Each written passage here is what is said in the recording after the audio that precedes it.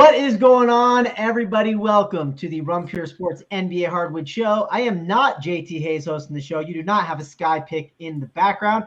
It is Mangone. We're here with AP. We're also here with our guy, Kevin K. Fallick. He was happy enough to join us, not only during Passover, but with JT not being here, right? So, yeah, it's Passover, I believe, right now, K. Fallick. It right? is not. Passover starts next week, but that's okay. I got it wrong. I was hoping. I was just guessing out of nowhere. But Kevin, either way, happy to have you here. Happy to have you on the free show. The freeloaders are going to do everything they can to fight you and make sure that they don't get the plays of the day. They want to get the plays of the day. You're going to make sure they don't get them. You're going to withhold all the information. But me and AP, we won't. We'll give all the good information for you guys. So be sure to hit that like, subscribe to the channel, try and make Kevin happy, even though it's not Passover yet. But Kevin, how are you doing today?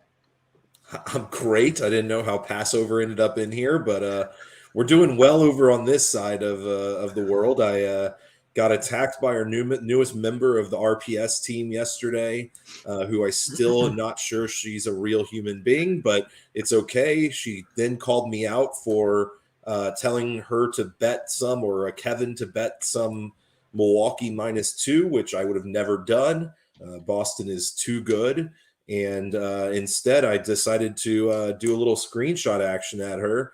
I got her quiet very quickly. I will say that much. It was all I got in response was noted.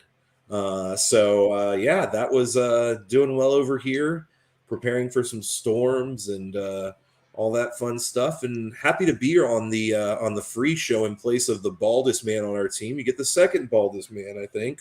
In me. So glad to be here, though. Yep, should be a good time. We got Joseph in the chat saying no MLB show lined up. Kevin, I know you get frustrated by the free shows going long. One thing I get frustrated by is people not looking at the streaming schedule on runpuresports.com, right? You can go there and see there's an NBA Hardwood show at 4:45, 6 p.m. Final countdown, NBA and MLB. That'll be on the premium side. I will tell you this.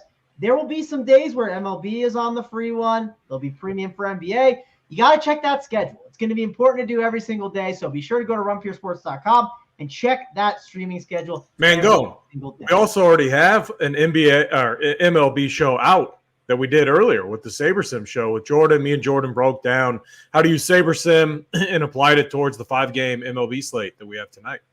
Yep. So if you want to check that out, go check it out right now, right? If you want, go listen to that on 1.5 speed, and then come listen to this on 1.5 speed. You can put me at 1 speed whenever it switches over. You gotta figure out how to adjust it for Mangone, though, or you get really confused. I'm gonna talk really slow just to throw off all the people out there that watch it at 1.5. We got AP here. AP, we got a massive 13-game slate, right? I'm sure the heat map is probably popping right now. Tons of injury news to come, and we're obviously going to break it all down, and we're going to try to do it in an hour. Yeah, we got Fallick here, but AP, how is it going over there for you on this Friday? It's going good. I think this slate's going to be wild. I wish the contests were better on DraftKings because I just think it's going to be a really fun slate. I think it's going to reward those who are patient and wait, which I'm here today with the two guys that are the best at that. We got K. Fallick, we got Mangone. Hashtag wait for the news. I mean, you guys are literally the best at it. I think this slate could be wild. Like I could see Malone after the disaster that was yesterday. I could see them just like punting this game too tonight against Phoenix, and it's on an island. I mean, I think this slate's going to be wild. I think it's going to be a ton of fun, and excited to break it down with you guys. Yeah, we got in the chat, we got Paul and Boats. He says, where is the new hot girl that was hired? Not this half-bald guy. Listen, I would rather be with this half-bald guy than the new hot girl right now because I'm trying to ship some money tonight. I want money. I don't know about y'all. I want some more money. So that's why I'm here. Yeah, I agree. It's going to be fun. We're going to talk about it. We're going to talk about how we adjust to all this news. Curious to get AP's take on how he's adjusting to it. Kevin's takes. I'll give you my breakdown as well. Should be fun. I already did the rundown. So I already did this thing one time through. And actually, we got it in an hour and like 12 minutes. So I have faith that we can get the job done here. There's some games we're just going to breeze on past really quick. And again, if you're here for MLB takes, check that out on the premium show. We also have Playbook, right? We have core plays. We have tons of content for you guys. I got some of my single entry 3-max stuff up. I'm going to make some upgrades to it when I get off the show, but got to get off the show to be able to do that. And I'll have my NBA stuff up as well. So we'll have all the content you need over here at Run Pure Sports. But let's just dive right in. Let's go to the first game on the slate. And let's see which one we want to kick it off with. Obviously, timing is going to be important on these slates. 7 o'clock, there's 4 games to kick it off. There are some pieces of news that will be important. The Miles Turner stuff will be big. Charlotte stuff will be not huge, but it'll matter. And then Philadelphia, you just don't know what they're going to do. So that first window at 7 o'clock, let's kick it off with Chicago and Charlotte. I feel like this is a game we can go pretty quick by. My main breakdown is I assume that Oubre is questionable. I don't know if he plays. I think Dennis Smith Jr. will be back. And also the prices have adjusted for Dennis Smith Jr. being out that one game. I think Charlotte is a team we just stay away from with so many other better spots coming up. And Chicago, yes, you can make the case that our guy, JT Hasty, let's call him Nikola Vucevic. Mr. Vucevic is a good play against Charlotte, but the problem is I just don't know if it fits the bill on this slate. I think I want to be able to backload a little bit more, look for some better things. Let's go over to you first, Kevin. Are you full fading Charlotte and Chicago, or are you loading the boat on this one? See, I think this is an interesting slate because you can choose to go different direction and get these guys at low ownership that could just completely go off tonight. And I think Charlotte is the way to start. Like, the question is, if Oubre and Dennis Smith Jr. are ruled out, does that up these guys for Charlotte enough on the ownership side? My thought is I don't think it will. I think that people are going to try to fade this game to get to that next window of games, get the Boston news, get the New York starters, figure out what Atlanta is going to do without DeAndre Hunter, who played 40 minutes last game. Sit on as much as they can, and I think you could get this Charlotte team at a low ownership. And if Oubre and if Dennis Smith Jr. are out, you have to be interested in our guy Teo Maledon, or however you say his name. PJ Washington went off. I think now he is priced too high for me to feel comfortable playing him at 8.5K on DraftKings for sure. But he's been playing unreal currently. He's only 7.7K on FanDuel, and I'll have a ton of interest in him on FanDuel.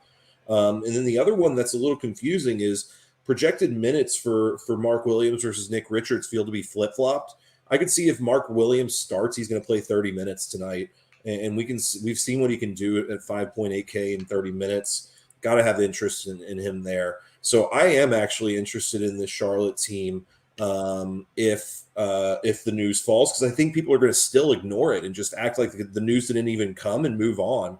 And I think I can get them at lower ownership in a great spot against Chicago, getting the minutes. If you told me that Theo can get 38 minutes at 5.5K, I'd be interested.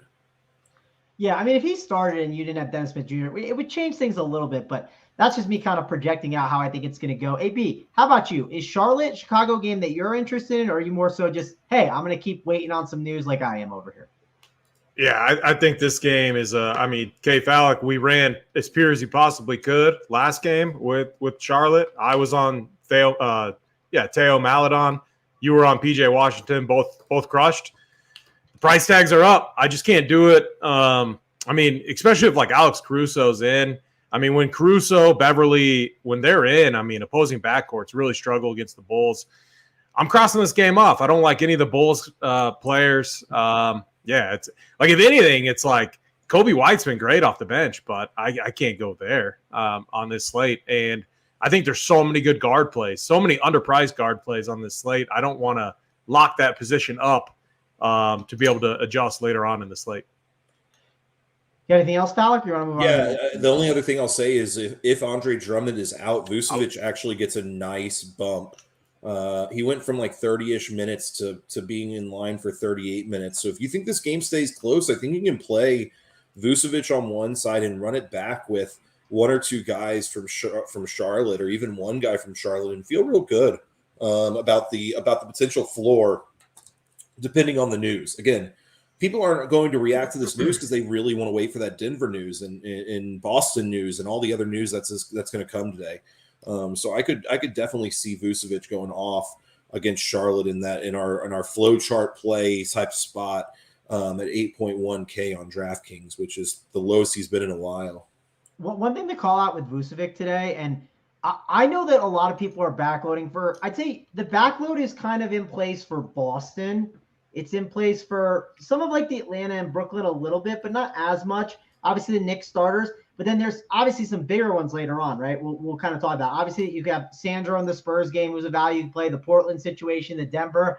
So my point being is a lot of it is look at the studs later on. There's not a lot of studs where I think on this slate, grabbing a stud early is not bad because you have the value later on to be able to pivot around to. So grabbing a Vucevic, I don't hate, but that's really where I'm at. The only guy I'm kind of considering in this spot.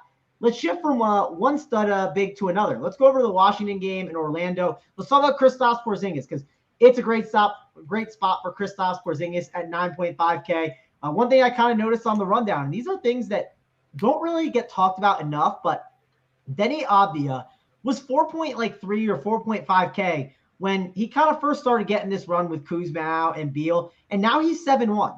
Porzingis's price, he was 8.7, and now he's 9.5. These studs just don't get priced accordingly, and I still think you could argue Porzingis is too cheap at his price and might not be a bad chalk piece to eat against an Orlando team that I think we can target. I think you can make a case to always play the best player on a team that can go off in Paolo Banchero at 7.4, but probably not for me. He did lose that small forward eligibility, which is tough too. But I think it's really Porzingis. And then you could make the case that Denny, even though it's 7-1 at single digits, he has the ability to be on the winning lineup. I'll make that call out at least. But for me, it's really Porzingis or bust in this game. AP, let's go to you first on this one.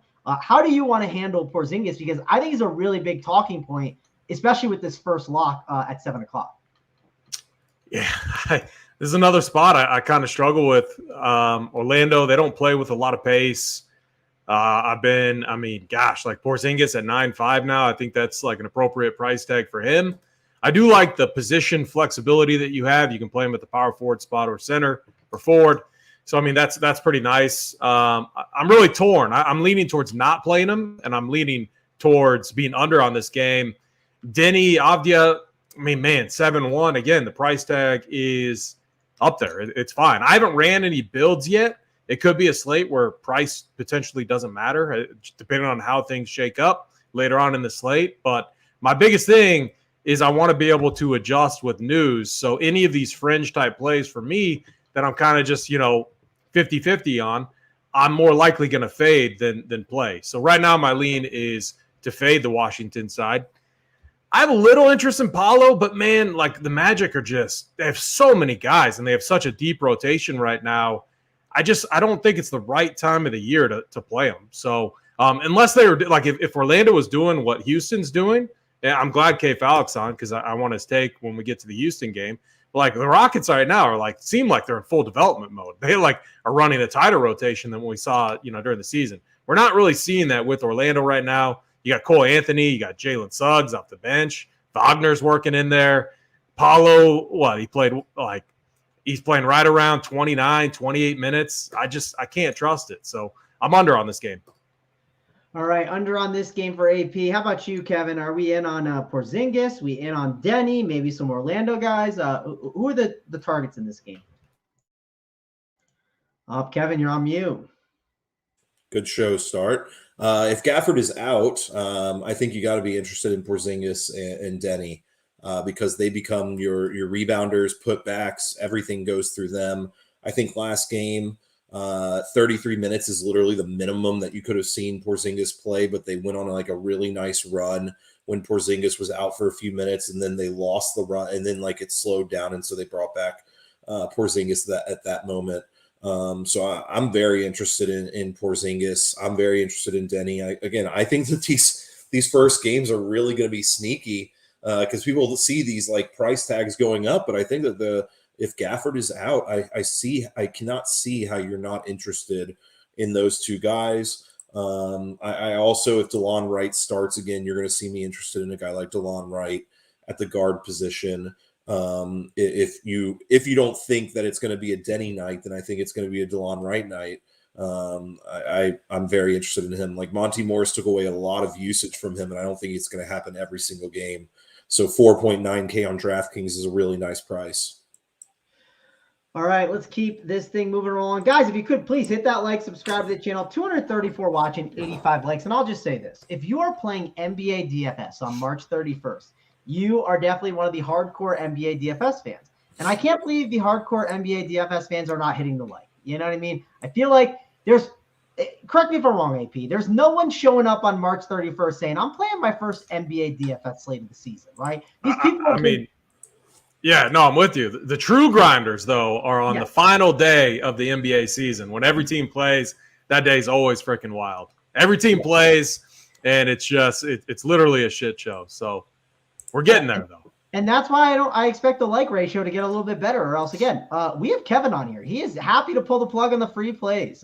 Very, very happy to. So use me as the scapegoat. Just keep on using me as that scapegoat. Hey, someone's got to do it. Hey, I mean, this is not a slate where you want to give out an early free play, unless you're on Kevin's side and you're on these early games, which I'm under on. So, which I don't like. I don't like being on the other side of Kevin. I mean, man, K Falk, I like when we're aligned, man. I want to hear what he says when we get to the other games, because he'll obviously give his rebuttal of why he might not be as high on. I just think the ownership is going to be just through the roof on these later games compared to the early 13 games though, like 13. Okay, great.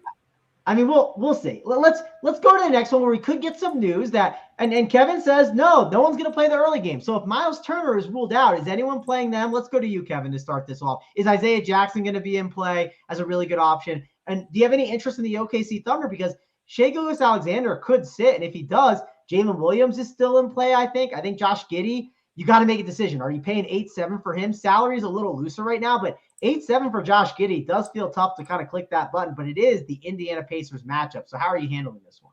Yeah, so I always look at what does the rotation look like when a game semi blows out, and two things stood out to me. Mr. Nwora got garbage time run, and our boy Benny Mathurin got some garbage time. Mathurin got some garbage time run as well. When that game went the 149 to 136 game that went absolutely nuts. I had Nwora on the Millie Maker on two of my teams, and man, did he let me down. But 35 minutes for him, still got to be interested. You got 41 minutes from Mr. Mathurin last game. If Miles Turner plays, I think it obviously drops down these guys. If he's out, I don't think it changes anybody to be a bump necessarily. I think that you're going to be interested in Mathurin no matter what tonight. 6.3K did get a nice little price bump. But again, and only 6K on FanDuel, but he's going to be unowned. You give me a guy who's shooting it 21 times and 19 times the last two games, playing 38 and 40 minutes at 1% ownership, I'm going to play him. I don't care. Like, I'm going to play a guy at 6.3K, getting 21 shots up, playing almost the entire game, whether it's a blowout or not. I love these early games for this reason. I think that people are just going to avoid them when I can get Mathurin and unowned, shooting it 21 times, crashing the boards, playing defense all around. Does Buddy Hield being back affect you much? What's your kind of take on that? I forgot that Buddy's back, but I bet he won't even start, to be honest. He was coming off the bench anyway. Buddy or Mathurin? No, but Buddy. Buddy's coming off of an illness too, so it could be one of those things like his conditioning might not be like amazing. They could just be like, "Yeah, we're going to shut you down for the year." I don't think it matters at all. Like, hold on, I'm sorry, I forgot that Buddy's back. The last two games, at least two games, Buddy has been coming off the bench. But I'm with K Falk here. I think, they're obviously in development mode. Like, Nembhard is another. I was surprised they took Nembhard out in garbage time to put George Hill in. Nembhard was playing awesome. He was having a great game. The game was, they weren't going to win. They weren't even, close. So I'm on all the guys that K Falk mentioned. Nwora, Mathurin, and Nembhard are the ones that I like. I think Shai plays as well. He was upgraded to questionable. At least I think he could play. The 10K price tag. If Shai plays, OKC is just a fade for me outside of, do you want to play Shai? Because he could put up a big number. But if Shai's in, we can't play Giddey and Jalen Williams at their high price tags. At least I can't. If Shai's out, I have a ton of interest in, you can mini game stack this. Jalen Williams, Josh Giddey, both fine plays. Then with the Pacers guys that we talked about. All right, Kevin, final thoughts on the Mathurin thing or Benny N? Yeah, So I would definitely be a little bit more hesitant on Jordan Nwora is who I'd be more hesitant on. I think Mathurin's going to get the run no matter what. Buddy Hield, I'm not necessarily worried on Matherin. I think Matherin's kind of gotten to this, like, as long as he is playing well, they're going to keep him on the court. The last game he did not play well, but or the last game that Buddy Hield was in, when he played 24 minutes, he got pulled off the court after like 7 minutes in the first quarter and never came back. So like a few minutes left, but it's a interesting play to play Matherin anyways. I think this is a nice matchup for him, and against OKC, who's fast paced as well. All right, well, let's keep this thing moving along. One more game to talk about in this 7 o'clock window. It's Toronto. It's Philadelphia. We have Tobias Harris. I believe he is questionable, so that's not something to completely ignore. But they have gotten some price bumps, like Tyrese Maxey's up to 8.7K. Obviously going to be tough to kind of handle him. And you never know with the Sixers, right? Would it surprise us if Embiid sat or Harden sat? No, it wouldn't, but it also wouldn't surprise me if they played. So, Kevin, let's go back over to you on this one. Is there anything that you're interested in? Because, again, you like some of these early games. Maybe you'll surprise me. I do think if some, like an Embiid or Harden sat, some of these other pieces could be interesting. But without that news, it's kind of hard to make that decision. And we're assuming they play, but you just don't know with Philadelphia right now. I think they're playing. They're not on the injured list at all. There's no – we're now an hour and 50 minutes before lock of the slate. And of this game, I'd be surprised if they just magically showed up. I'm not going to play anybody in this game. All right, AP, how about you? Anyone in this game? And again, we might have some that we just kind of breeze past. Is this one you're kind of just moving past and waiting for some other news?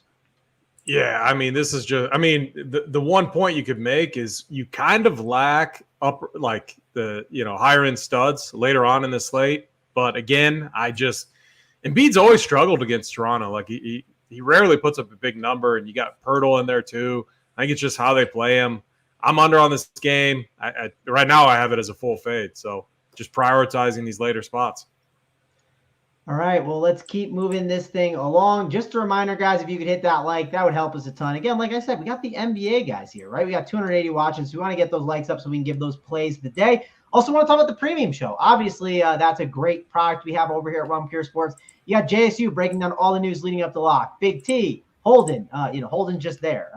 I kid. We love Holden here at Run Pure Sports. But Holden, the one thing I love about having Holden is he's not building DFS lineups, right? He's busy making sure to get the news for you, ask the appropriate questions, talk to the members, making sure that you guys get your questions answered in that Discord live show chat, which is another thing that has a ton of value. Let's say you're out, with the lady tonight having a dinner and you backload a little bit. You could pop in and be like, hey, I've been out to dinner. What's the latest news that I need to know about? And we'll happily answer those questions for you. And also, if you have any 1v1s, Kevin is always ready in the DMs for you to answer any question. I don't have a problem with 1v1s as long as they're close in price. If they're not close in price, pretty hard to answer it. Yeah, those are Kevin. Those are Kevin's favorite, like Embiid or Sandro. He loves to answer those 1v1s specifically. Yes, we're always happy to answer questions. Totally kidding. But it's going to be a long night, too. This is one of those nights for me. I'm not planning on going out. I am grabbing some pizza probably or something really easy. That way I am able to break everything down and help you guys out. We also put out night slate cores. We got tons of stuff in the Discord. Like I said, premium show. They're going to help you out with NBA. And they're also going to give you MLB winners on the 5-game slate. So be sure to check that out. Let's keep this thing moving along here. We got Holden in the chat too watching us. So my apologies, Holden. Just jokes here from me. But next game up, I'm stalling because I don't have my page up. We got Utah and Boston. That is an important one to discuss. Obviously, I think we should get an update around 6 p.m. Eastern of what they're going to be doing there. At least an update, right? We don't know for sure what will happen. But Jason Tatum is questionable. Brown, questionable. Tons of things that we have to watch for in this game. You talked about it before, AP. You want to kind of backload a little bit, but this could be a game that you might have some interest in, and maybe it changes your opinion on how you handle some of the early games if we got the news early. What are you doing with Boston and Utah? Yeah, so this is kind of why I really struggle to play some of these point guard, shooting guard in the 7 Eastern window. Is we got this game here, and Bob Williams is doubtful. We got Jaylen Brown, Jason Tatum, Al Horford, all questionable on a back-to-back. I mean, they took care of business yesterday, so could these guys all play? Yes, they could. It's a great matchup against Utah, but if one of – I could see Horford sitting, and then I could see one of Jaylen Brown or Tatum potentially sitting, and if that happens, we're going to want we're going to want Derek White. We're going to want Malcolm Brogdon. We're going to want pieces of this game because the matchup is just that good against Utah. So it's another one where we sit and wait. Brogdon, 5'6", if we get some pieces out, I mean, he would be an absolute smash play. So we got to wait for the news. And then I'm not playing anyone from Utah. Utah, full fade. There's zero chance I play anyone, even Johnny Juzang. I'm not going there. So I'm off Utah. I like the Celtics if we get some of these pieces out. All right, Kevin, are you waiting for this news, or maybe you're waiting for some other pieces? You can't wait for it all, especially if you like some early guys. How do you want to handle Boston and Utah? So I first of all want to say to Mangone that Holden is probably the most important piece of the up to lock show. I know you don't go often on the up to lock show, but it is rough sledding when it's only me, JSU, and DC trying to manage this the chat, the news, and our lineups. That's fair, but I'm gonna counter with, and I think Holden will agree with me. I'm gonna say JSU has a little more value than Holden, but I do think Holden is valuable to the show and does a great job. But okay, all right, that's my counter. Just because it's I've done Octolot shows, they're definitely very difficult, and it turns into me sometimes just being like, listen, I can't handle doing all this. I got to backload. But yes, Holden does a great job. And one thing he does a great job too, for sure, is making sure the questions get answered. That is one thing. Sometimes when I'm on the Up to Lock show, I do struggle with making sure the questions get answered while trying to give the analysis. And also, Holden, I hope you will look into Big Cedar Lodge for your two kids and take them on a little vacation with your girlfriend. Beautiful place out in Missouri. You can fly on in and drive the 45 minutes and go have a great time. All right. Anyways, Boston game. Again, news-dependent game. I think we'll get the news before it happens. If either of Jason Tatum or Jaylen Brown play, I'll probably be uninterested in this game overall. Maybe I'll be interested in playing one of them. But either otherwise, I'm going to pass on there. And then Utah, one of my favorite teams to play, and now I can't even look at them anymore because they are just splitting minutes, to put it lightly. Is the easiest way to put it. So I will not be looking at Utah, unfortunately. I love playing Walker Kessler, but I have no trust in those minutes anymore. I have no trust in the minutes on Utah. And I'm not going to waste my lineups on playing any of these guys. Yeah, I'll admit I played some Walker Kessler. I got some trust issues too after the other night. It was very, very hurtful, but we march on, right? And I don't need to play a lot of Utah. But Boston, I just want to wait and see what happens, right? It's very hard to break it down. That's why we got Holden to give you the news and then ask the proper questions. That's why we got JSU to break it all down. We got Big T in there as well to tell you the noodle sizes of all the players. So don't you worry. We got you covered here over at Rum Pure Sports on the premium Up the Lock show. Let's keep this thing moving along here. Next game up, that was at 7:30. We got another 7:30 game, which there's some news here, right? I mean, Julius Randle is out, and he's out for the season, which is going to dictate how kind of things go for the rest of the year. The big question is, who's going to start? Are they worth playing? Is it Obi Toppin? Maybe we want to like Brunson instead because more usage goes his way. Maybe RJ Barrett actually starts to earn his $100 million contract. We'll have to see. And then the Cleveland side of the ball, I know Darius Garland's popping a bit. We're not scared of the Knicks that much defensively with point guards, and his price is cheap at $7.4K. You can make the case that Donovan Mitchell could have a big game at his price, but is he worth taking a chance on at some lower ownership? I know Jared Allen likely not to play. We got LeVert in there at 5.4. Price has gone up. There are options to discuss. AP, for this 7:30 game, are you interested in anyone on Cleveland, New York, or are there other games you're looking at later on that you just want to keep moving on from this one? Yeah, I mean, anytime. Oh, there you go. Porzingis. Now, I'm telling you, the slate's going to be wild. Like if you can't follow the news tonight, play baseball. Like, that's where the good slate. Like if you can follow the news and adjust, it's going to be a fun slate if you can do that. Yeah, that news is big, and it's Quentin Grimes has been incredible, but like 6K Quentin Grimes is tough and a tough matchup. But he did it against Miami, but Miami isn't like the matchup that we always think of Miami as like a defensive juggernaut. But one, they play slow, but they haven't been as good defensively. So a lot of it's more pace. Like if guys don't hit against them, a lot of it's due to just slow pace, not necessarily defense. But like 6K Grimes, I can't go there. I think Jalen Brunson is really interesting. I think RJ Barrett is interesting. We need the starting lineup. They could start Obi Toppin. They could do a lot of things here. Like you have Josh Hart and you have Quickly. Anytime like it's been like a Jalen Brunson out, obviously Quickly gets in that starting lineup. Like, I don't see why they wouldn't start Josh Hart eventually. Like, I don't think you need Obi Toppin. So, one, we need the starting lineup here. We should have some interest in this game. On the Cavs side, Darius Garland, 7-4. I'll say it, man. That price tag is way too cheap. He's coming off a game against Atlanta where he played a ton of minutes, 22 shots.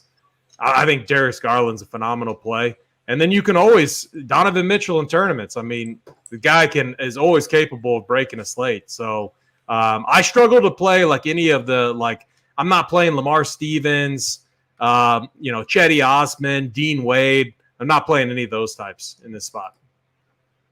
All right, Kevin, I want to get your take on this Knicks and Cavs game. Before that, I want you to respond to one of the freeloaders that is being, a bit hurtful in the chat. He says, get a life, guys. He also said people are playing NBA DFS today, and he said find something else. I mean, I will play. I like slate. money. I like money. Yeah. Like I like money, so I'm going to continue playing a DFS sport that I feel like I am good at and that I have an edge in, and I'm gonna enjoy it. I enjoy the watching of the games for DFS purposes as well, and I'm going to take my chances that I'm going to have the news on the right side for me. And if it doesn't work out, then I'll move on to tomorrow and move on to the baseball slate and whatever else. Yeah. And Kevin, the best part about it is people don't make adjustments, and that's actually where there's a bigger edge. So Abe, go find someone else to go watch. We don't want your bad mojo.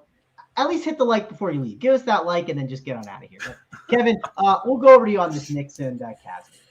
Reason I like going early on this slate is this game. I think it is just such a great game when you look at it. It's a low total, but if you look at the rotation that occurred last game, it was tight on both sides, and the only difference now is Dean Wade is back, and we're going to go higher on it because Dean Wade's back in the lineup. Okay, great.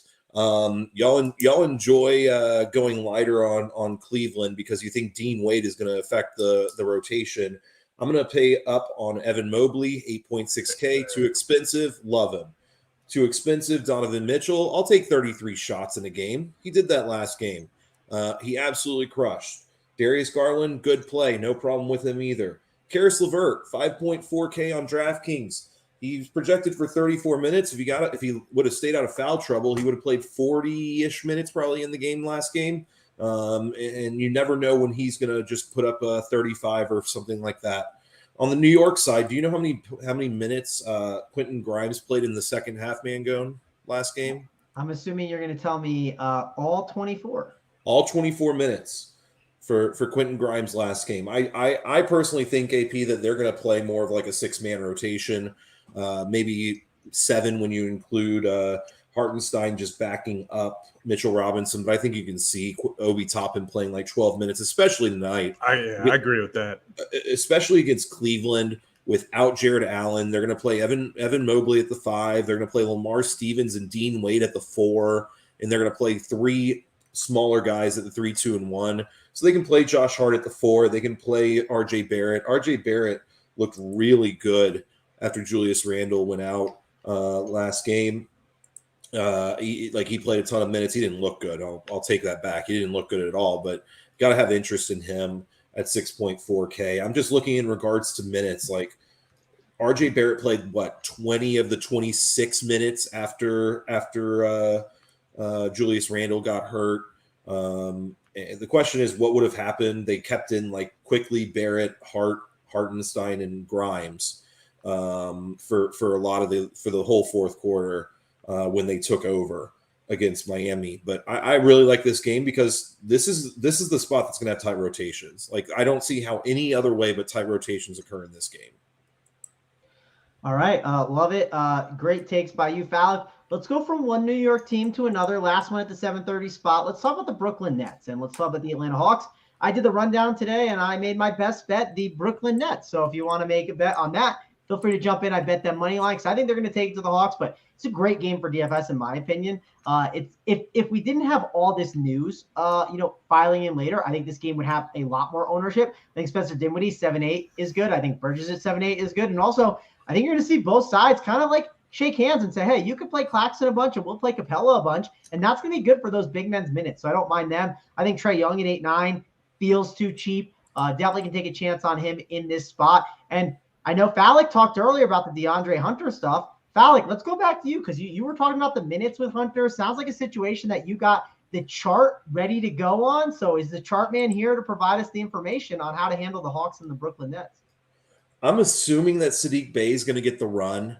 I could be wrong, though. They've been using him in the second unit, and he's been putting up a ton of shots. So they may keep it that way. But if Saddiq Bey gets the start at 4.5K, I think he's a solid value play. I wish I would have listened to myself and played a Kongwu last time when I really liked him. I went to a Capella instead, and he didn't do as well. Bless you, AP. But thank you, K Falk. No problem.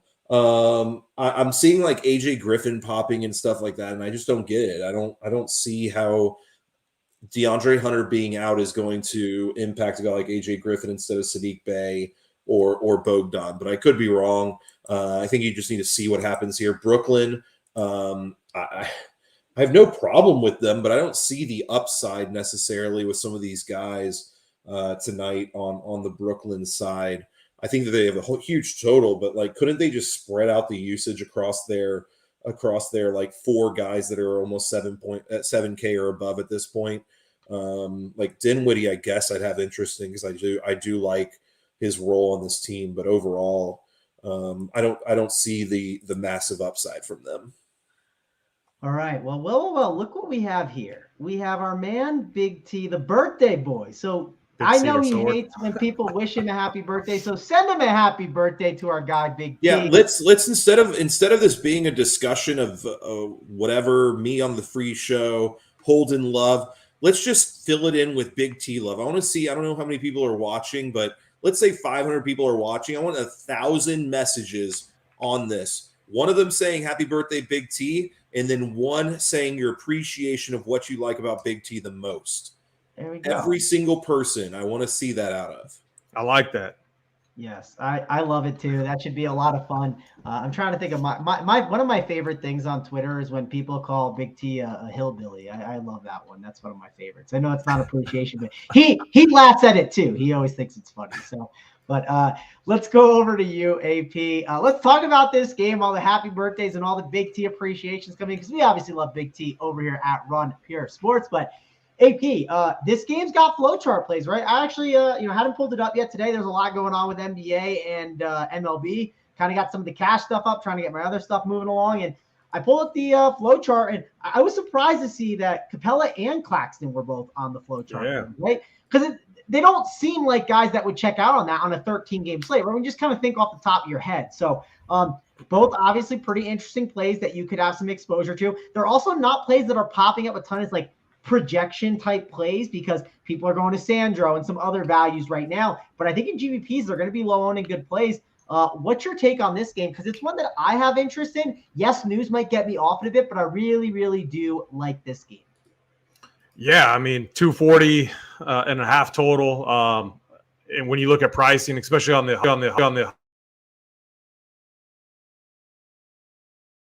something happened with your mic, AP.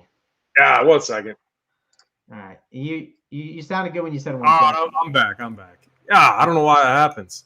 Everything, like my connection goes out and then I'm in shambles. I think it's because Big T got upset that we're doing this appreciation here, and he wanted and then it goes mess out. Up everything. It's crazy. I think it's actually Discord. I got to shut Discord down. It's like Discord and StreamYard. Like Discord will try to take my mic away. It makes no sense. But this game, so I don't like create a ton of rules with NBA. Like when I run my stuff on Saber, I'm not like big on setting rules. There are certain spots where I do it. I like to do it with the Hawks because you rarely ever see Trae Young and DeJounte go off. And this is if you're multi-entering, which I am tonight. And so I like to set a rule. I make a group, real simple. I just put Trae Young and DeJounte in there, and I just say no more than one of them. I'm doing the same thing with Dinwiddie and Mikal Bridges, mainly due to their price tags and mainly due to what K. Falik said.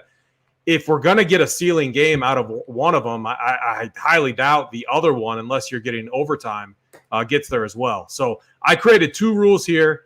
around Trae Young, DeJounte Murray, Spencer Dinwiddie, and Mikal Bridges. I'm going to overproject them, but each of my lineups is going to only have one of them. And then I do like the big. So we had some coach speak with Nick's around Nick Claxton saying he needed to get more minutes. What happened? He played, I think, 34, 35 against Houston. We also saw 34 against Miami.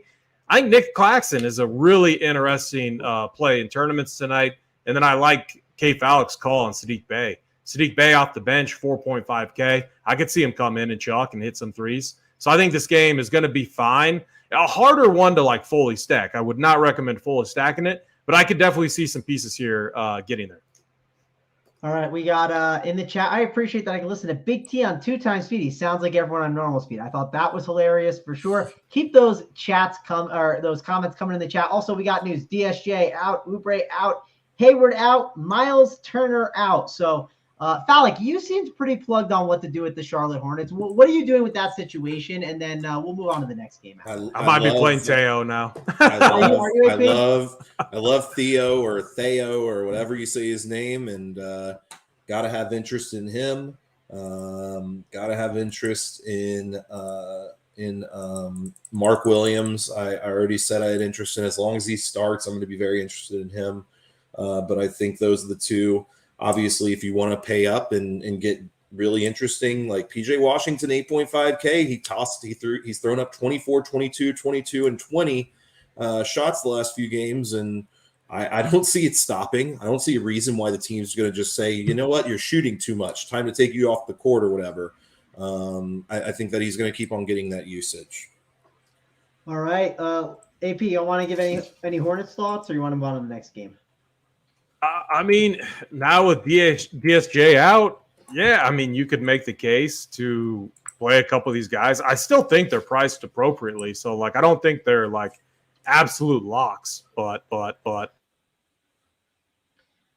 You got it went but, and then, now you're muted, so. He likes the butts. Well, while you're fixing that, AP, let's go to the next game. Clippers, Memphis. Let's go to the Memphis man himself, K. Fallick. I think John Morant is in play. Yeah, if we had to give us a Memphis guy, I think you're the guy, Fallick. I don't know. There's no other Memphis people here, I guess. Yeah, Tennessee means Memphis. I lived in Memphis for a few years, but sure, I'll be the Memphis guy for you. Again, if there's a Run Pure Sports Memphis guy, you're the guy. I'm just throwing it out. Holden hooked up with somebody in Memphis, he told me back in the day, so I'll put him as the Memphis guy. I think Holden's hooked up with a lot of people in different cities, so we classify him as a guy in a lot of places. But let's go over to the Memphis game. I'm not that interested in the Clippers. You could make a case for Kawhi as a spend, but I think there's other spends that are way better. And then John Morant makes sense as a spend, but again, it's a little more crowded again. I think I'm fading this game. How about you, Fallon? Yeah, unless Kawhi's out somehow, which I don't see there being literally a way as they're chasing the playoff spot, trying to hold down that spot. I don't have he practiced this morning, so I'm going to assume that he's playing. I'm going to assume that everybody from Memphis is playing except for Conchar, which they basically said as well. I'm going to be off this game. It's going to be a good game, though. Really, really interesting basketball game. And is it the ESPN game tonight? I don't know. Nope, not the ESPN game. Which game? Oh, Memphis. Clippers, Grizzlies, but I can at least watch it locally because I do get the Memphis games locally. But yeah, should be a good basketball game. Yeah, I'm trying to pull up and see which ones are the ESPN games in there. If there might. Oh, there's no ESPN. It's on NBA. It's on NBA TV, and of course, it's the Lakers T-Wolves because everybody loves watching these Lakers, and then it's the Nuggets Suns in the evening, which is going to be no guys playing. The reason why is I think ESPN has the women's Final Four. I think tonight, which everyone's tuning in for that. But actually, I've heard people talk that it could be I mean, didn't it get more viewers than? Like the Iowa game got more viewers than a lot of the NBA games out there? Apparently, and I was playing, I think, South Carolina. It's like a big game, but I don't think I'll be tuning in. Let's go to UAP, though. Memphis and the Clippers. Sounds like your mic is working now. Is this a game we're playing? I mean, we got to knock on wood because I think I had too many things up. Like I had Zoom up. It's crazy. Another spot, I think Kawhi plays. I think he was that shoot around, so I'm not paying almost 9K for Russ. I'm fading the Clippers. I mean, Leonard, God, you could make the case to play him. I don't necessarily want to. Now, John Morant's priced back up, and Tyus is back. So this is another game. I'm just probably crossing off and moving on. All right. We got Shea Gilgeous-Alexander. He's available along with Lindy Waters. So adjust your Lindy Waters projections. We got 350 watch. We got 162 likes. Let's keep those likes getting up. That way we can give away those plays of the day. You guys are doing not bad, but we got to keep those things moving. Let's move on over to the next game. This is where we are now at the Lakers and Timberwolves on NBA TV. This is a full fade for me. I have no interest in anyone here. We'll go over to you, Falik. Is this a fade or is this a play? I doubt I end up playing anybody, but I think it's of note that Naz Reid is out. Cat is questionable, in addition to Taurean Prince and Jalen Noel. So I think that Minnesota might be a little shorthanded. Cat was a midday downgrade as well to add to it. So I don't know if that means that like they move slow-mo, or they probably just move Jaden McDaniels back up to the 4 instead of being at the 3. Like Gobert could be in play against the Lakers, but I'm not going to be playing much. I think these, as AP's been saying, I think these guys are priced appropriately. I actually think that these guys are definitely priced appropriately for their role when you look at the prices of these first handful of games. All right, well, this is probably a good take right here. Yeah, no, it's definitely not a bad one. I do want to counter to all the Caitlin Clark fanboys in the chat. I want you to tell me when you learned about her, because like you learned about her a week ago. Like, I mean, let's be honest. There's no way. Yeah, that's all I'm gonna say. I'm gonna counter with you. You just learned about her. The take of she's the Steph Curry of the women's basketball. I flew on a plane and got stuck watching ESPN for 3-4 hours. That's where that take definitely came from. So, but. Let's move on to the Lakers and Timberwolves with UAP. Is this a game you have any interest in? Because I mean, I'm not dying to watch this game, but I do think it's a game DFS wise we just cross off, and because there's a lot of better spots to go to. Yeah, Lakers right now, easy cross off. Just not playing anyone on that side. I want to play Karl Anthony Towns if he's in, so that's what I'm looking at. If Karl Anthony Towns is in, I like that Naz Reid is already out. If Towns plays, I have a ton of interest in him. I think 8.1K is a little too cheap, assuming we're going to get a normal run from him. I mean, we have yet to see a ceiling game from him. But if he's playing 34 minutes, 30% usage rate, yeah, I think Towns could absolutely smash. Maybe because that is his ceiling now. It could be. Yeah. It could be. But he's 8'1", power forward. I mean. I know. I'm kidding with you, but yeah. Give me PJ Washington over him. It depends on what voice he brings. He's changing his voice now. We get the low voice, we get the high voice. That is the cringiest thing for sure. So, Drummond available to play. I know Falik cared about. I love when they say available to play. It's like, he could play. Well, he's going to play, so I'm not going to play Vucevic, is what that says to me. All right, let's go to this next game because I know AP is going to have a take on it. AP is going to have some good takes on how to handle Houston and Detroit. Detroit, mic works. Yeah, we got to hopefully we can keep that. It went out like 2 more times that I wasn't talking, so I have no idea what's going on. Well, let's get those Houston takes now then. I mean, Houston is a team that you said the rotations are tight. Detroit, a team we like to target in NBA DFS, but we're not trying to play them, I think, as much because the way the prices are and the way the rotations are. How are you handling Houston and Detroit, AP? Yeah, I mean, like when you look at their rotation right now, like Jabari Smith, almost 40 minutes last game. Kevin Porter Jr., almost 40 minutes. Şengün, 33. Jalen Green, 33. Like, they're running a tight rotation, and they get Detroit, who's terrible. Like, you got Marvin Bagley, who might be the worst defender in the NBA. Like, Jabari Smith, he's not projecting well at all. He could nuke here. He could absolutely nuke here. So I have a ton of interest in him. Tari Eason off the bench. I think he's a good play. Because, KJ Martin's still questionable, I believe. I think there's going to be a few Rockets here that get there and that make for really good plays. The Pistons side is just tough, man. I don't they're playing outside of Jaden Ivey. I don't know if I can play anyone else. So it's Jaden Ivey maybe, but I have a ton of interest here in the Rockets side.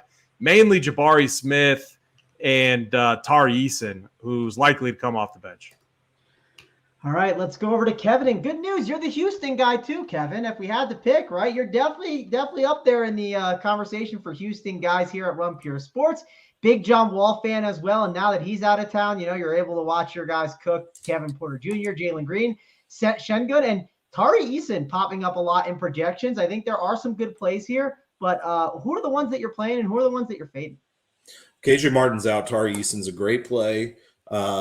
Here's my challenge with Jabari Smith and Sengun and all these guys that AP just said.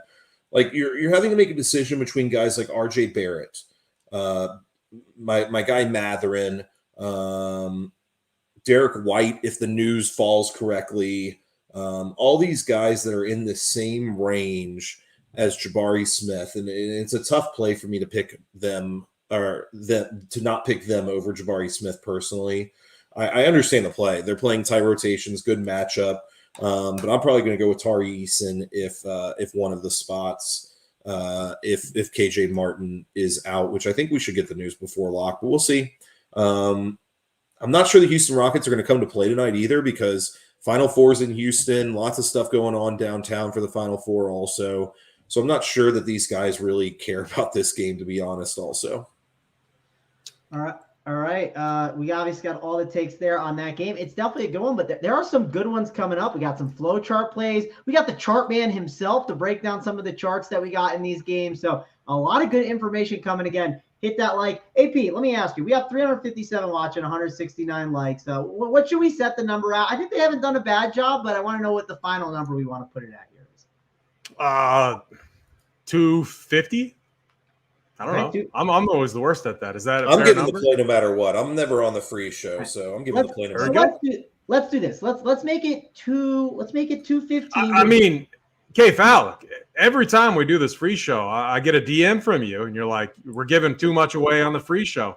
And then now he comes in, and he's just like, "No matter what, you don't even have to hit the like. You're giving out your free play away." I've given like 400 plays so far. So I'm being a normal tout right now. No, I'm just kidding.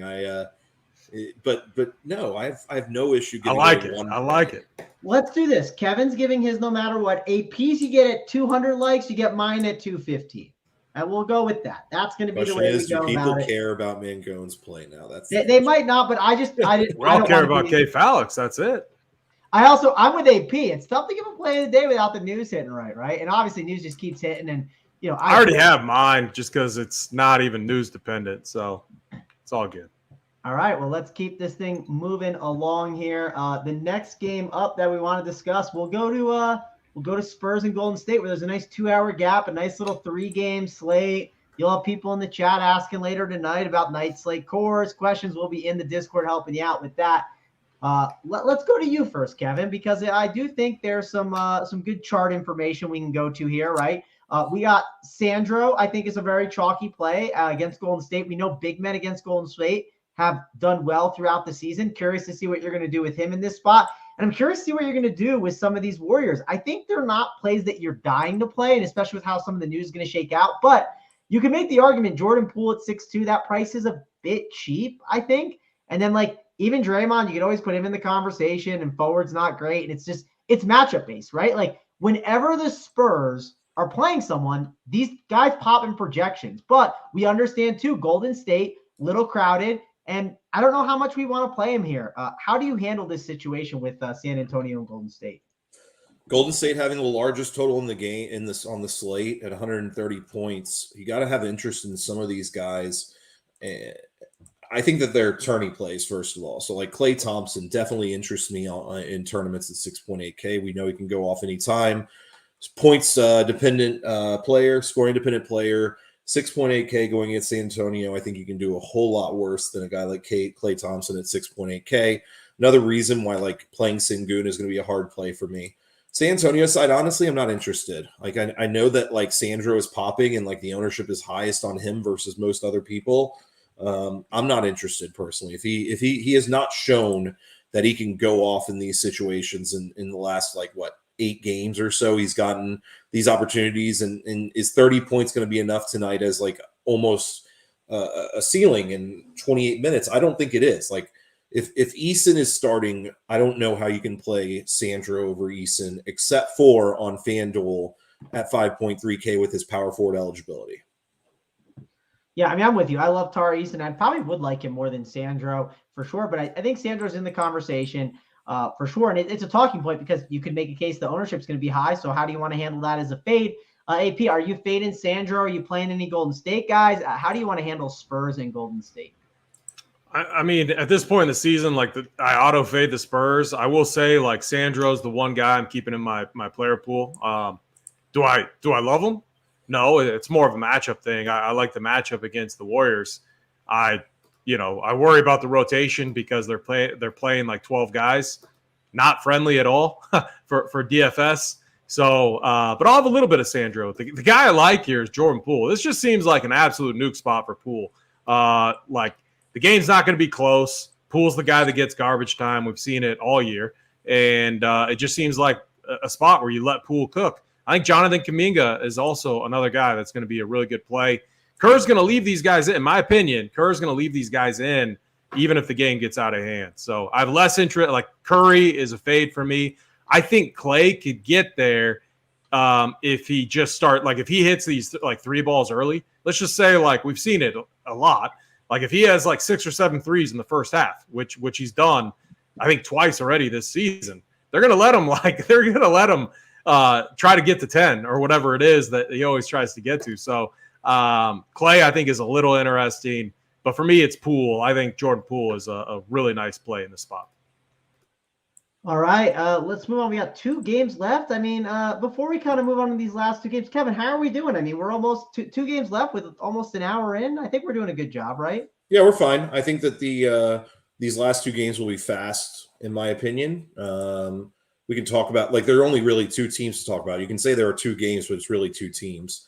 So I'd agree with you on that. But one of the things is that you could talk a lot about it, but you won't know the situation. You don't know shit. You're guessing.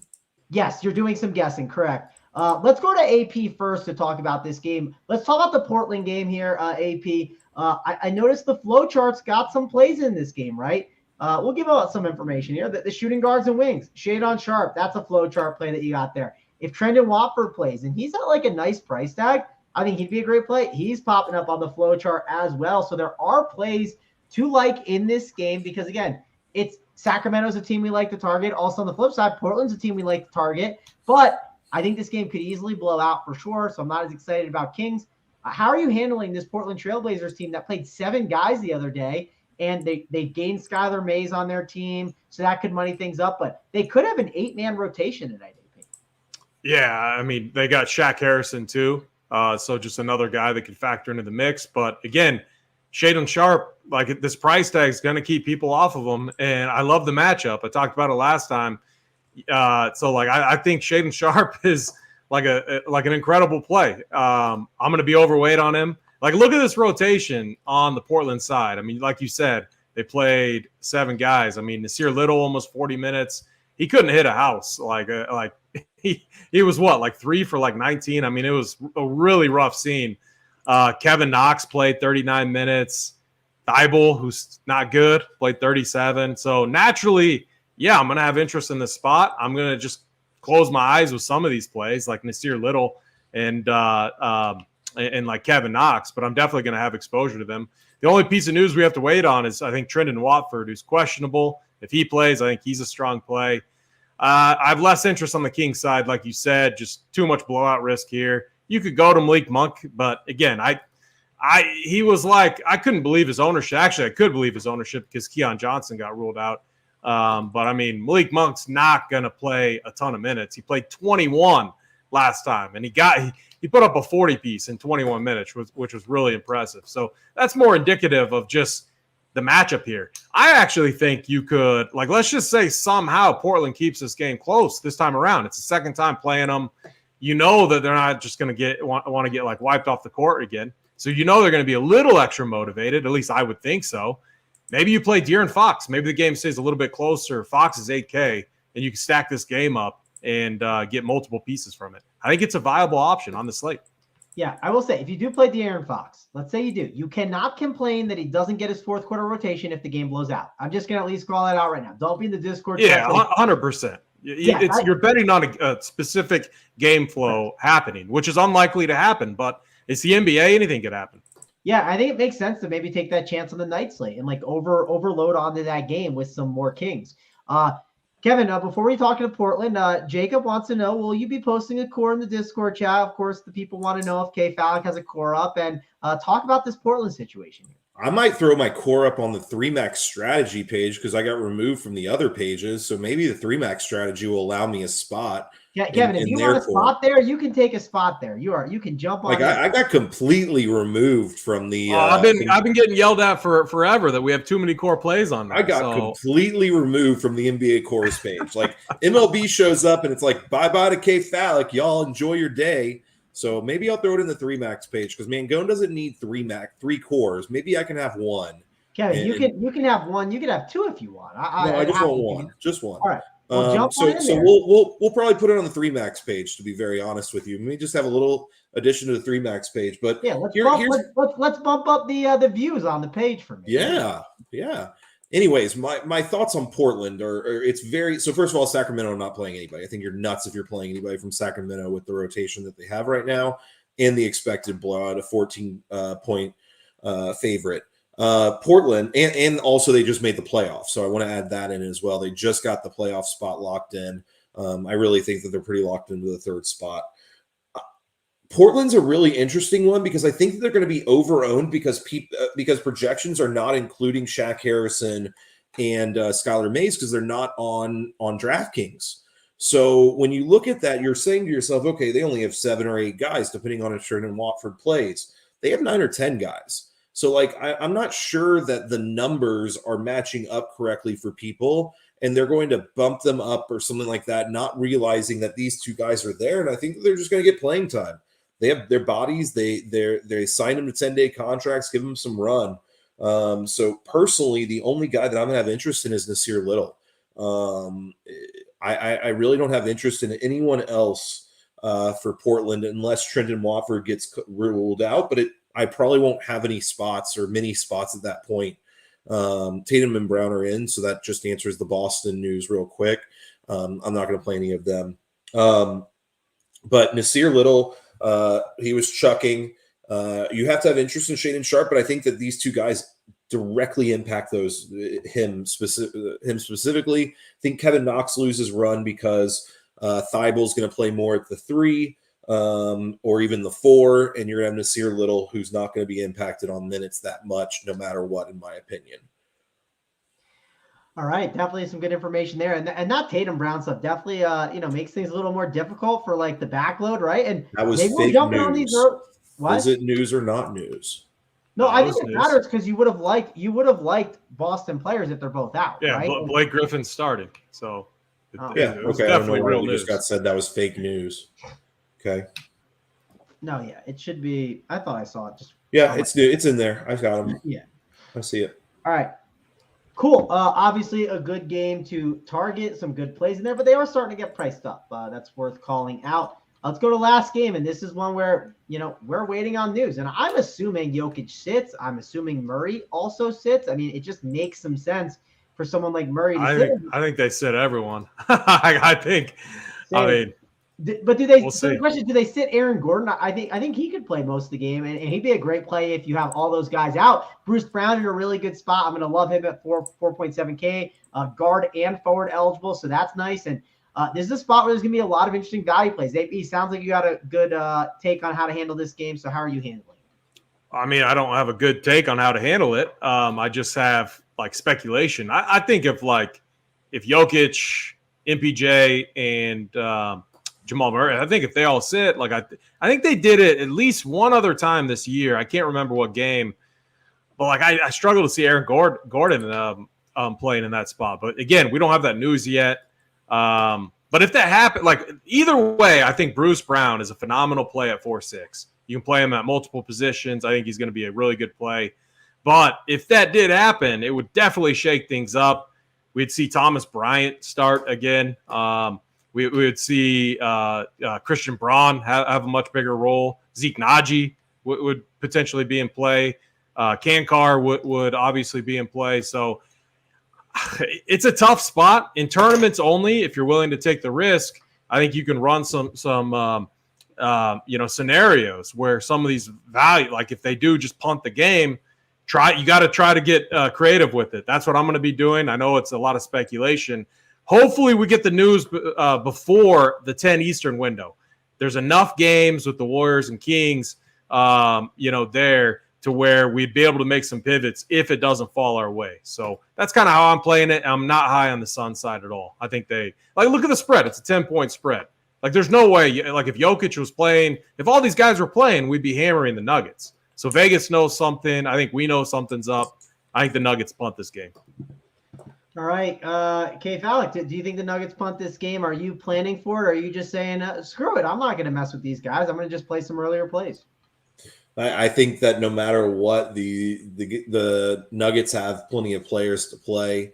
Number one, the play for me tonight in this game is to max bet the Suns. Not max bet.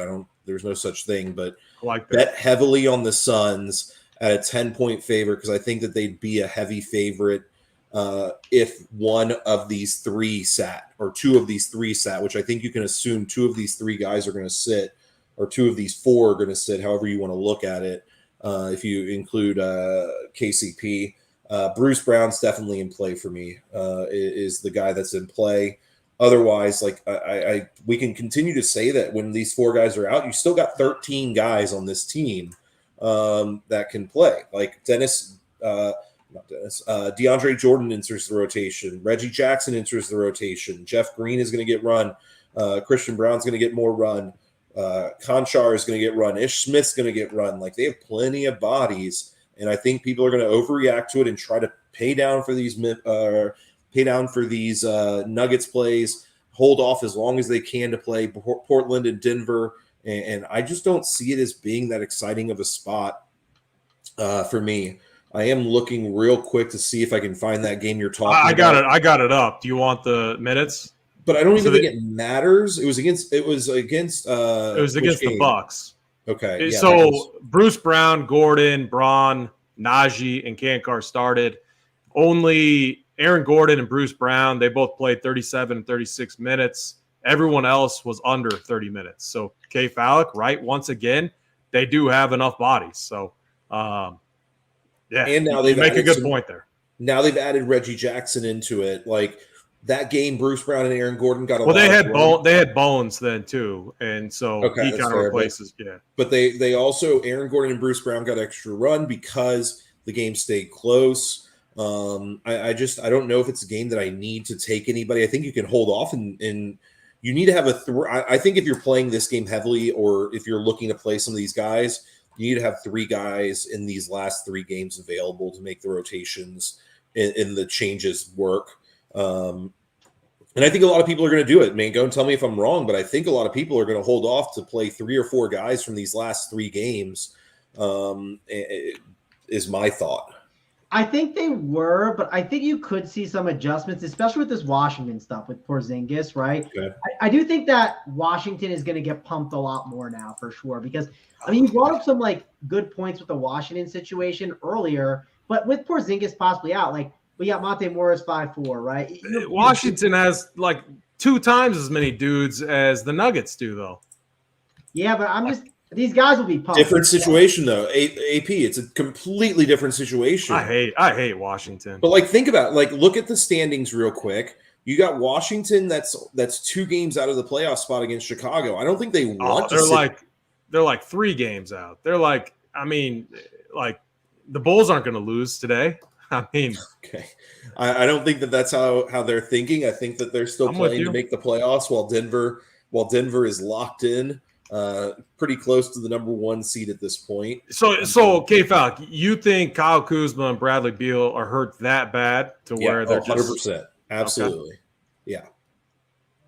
Yeah. I mean, I think going into this show, we all thought the backload was going to happen more, but I think it's gone the other way where people will play more 7 o'clock guys than we were expecting. I'm not saying it's going to – people will still play – if they do plan for a situation, it's planning for Denver, and then they could make pivots off of some of these Portland guys to Denver guys. So that's kind of what I'm noticing here, at least for now. So Bradley Beal is out with just left knee soreness, which is what it always says. I don't know. But Bradley Beal's always out. Like, what a bad contract. Yeah, he's not. I mean, he doesn't play that much anyways. He until he kind of gets banged up and then he sits a while. But we got 378 watch. We got 194 likes. Kevin said he's giving out his play of the day.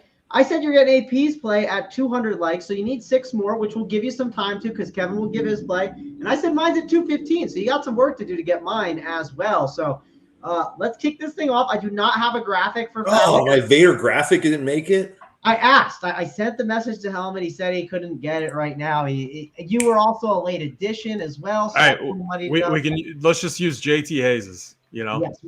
So Kevin will be hopping on the Jet Air France to the Eiffel Tower play of the day from our guy Kevin. Who do you got? My long lost brother JT Hayes. Both members of the tribe, Jewish, just loving life right now. He's probably eating his steak with butter, just like I do on Shabbos. He's about to light the candles out in Amelia Island or wherever the hell he is right now, and he's going to enjoy the play of the day. Going all the way up is going to be an 8.6K power forward / center going against the New York Knicks, who's going to play 40 minutes in Evan Mobley. There you go. I thought you were going to say Lamar Stevens. Lamar Stevens is 8.6K. No, I'm just messing with you. I know. Just messing with you, Kevin. JT might jump on the show if you recommended Lamar Stevens as the play of the day. He maybe would have been very upset. But Evan Mobley definitely could get the job done. And we target the Knicks a bunch, so I think it's a good call. We got to the 200 likes.